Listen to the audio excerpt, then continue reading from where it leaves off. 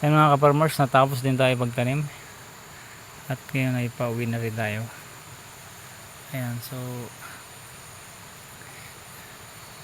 ayan o.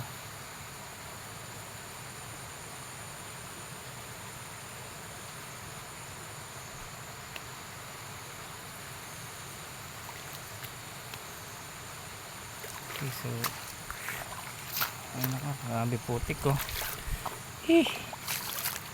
Putik.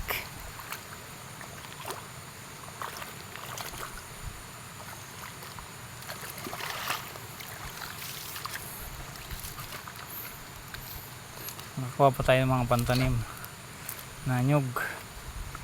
Daming nalaglag na mga ano. Ayan o. Ay, nalaglag sa puno. Ayan, tagal na to eh. Ayan o.